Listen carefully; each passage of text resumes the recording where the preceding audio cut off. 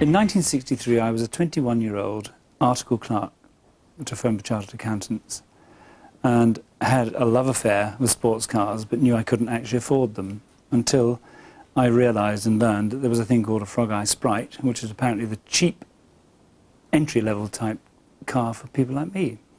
So I managed to find one, and it was my first ever car, and its number plate was 2791 MP, and it was cherry red. From that moment on, I really developed this love affair with Frogeyes because of what they are, smiling little people. We used them to have fun going from the pubs and what have you, to the extent that one of my friends had a really beaten-up old Frogeye, and his way of chatting up the girls was to bump into their Mini or whatever, exchange telephone numbers and addresses for insurance purposes, and then date them. It was a marvellous system. It was good. It was good for courting, it was good for finding women, it was good for having all the right sort of fun with them. It was just good to drive. I parted company with it because it was actually beginning to cause me trouble with the engine. I was never in a position to do anything about that, but I was in a position to borrow more money to buy another car. 1967, and the car's new home is a hotel on the Isle of Wight. The owner's 17-year-old son has borrowed some cash, and the Frogeye becomes his first ever car. Oh, look at that. It's a slightly different colour. It's just slightly. It's a darker red.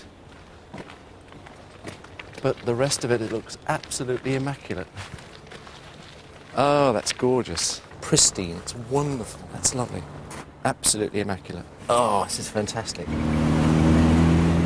All my friends seem to have Minis, and I was the only one with a car like that. And we used to drive, Sunday afternoons, drive around the island, drive to Ryde. It was a coffee bar. It was called coffee bars maybe in those days.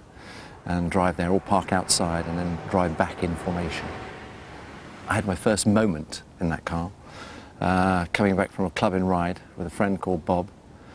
We ran into some water that had come out of a bank and spun it completely. The guys got out of the Minis and we picked it up, literally, picked the car up, put it back on the road and continued off, shaking it a little bit, but it was all right.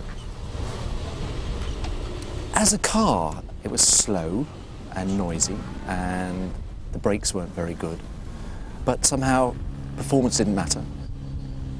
You can't go very fast really on the Isle of Wight anyway. It felt wonderful, it felt right.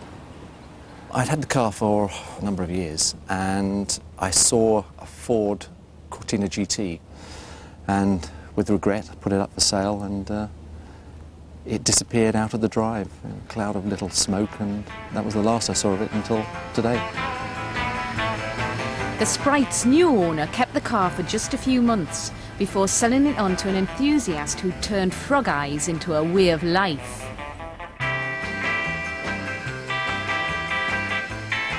What's the appeal? Hard to say, really. Bit like women, often very difficult to say what the appeal is. I think probably fun for what it costs you at the end of the day. You know, if I think of value for money in terms of enjoyment, yeah, Frogeye Sprite, without a shadow of a doubt. When I first saw that car, it was like most Sprites of 10 or 12 years old, as it was then, pretty tired, pretty dilapidated, you know, well used. So certainly to make it appealing, it had to be different.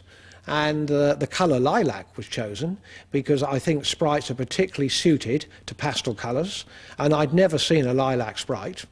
I also had a hardtop, which I thought was very becoming to the car. So I actually had ideas in my mind and a few bits kicking about, and I thought, let's put the ideas to work and let's get rid of the bits and pieces that are kicking about and turn it all into some money. Unfortunately, the Sprite's appeal didn't last very long. A combination of salty sea air and the odd prang meant that by '73 the car returned to the mainland for just 70 quid.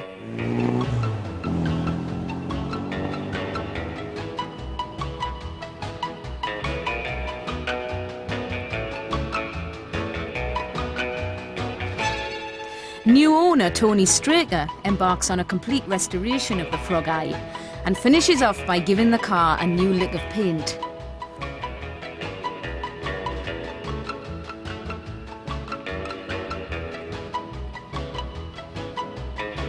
With the project complete, Tony decides to sell.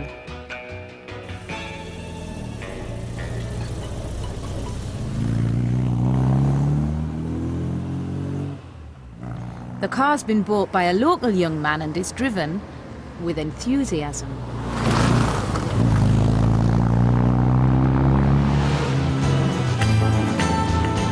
But after only a few days, some wet leaves on a sharp bend catch him out.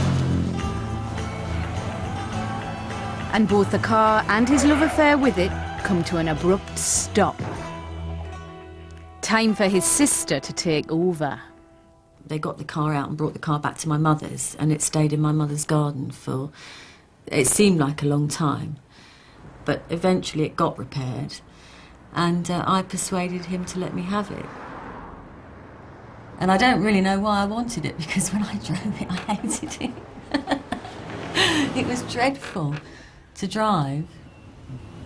You go along in what you thought was a straight line, and you know, you sort of point at someone, it would be going like this. It just wobbled all the time, and then every now and then the steering wheel would just come off in your hands, which was a bit terrifying. People did used to look at it, and well, it's just nice. People always come up and just kind of look at your car and where did you get it and all this kind of thing. It's so rare. I was 8 months pregnant, I think, when I sold it, and I did drive it when I was pregnant, which probably wasn't a very good idea. I think in the end I just couldn't get in the car anymore. Over the next 18 years, the Sprite covered thousands of miles in the care of 5 further owners, and even changed colour yet again. In the mid-90s it was stored and left to rot. Salvation, however, was at hand. Having been enthusiastic about Sprites for something approaching 35 years, I decided I was going to trace my original car. I phoned up the DVLA and with their help found the owner.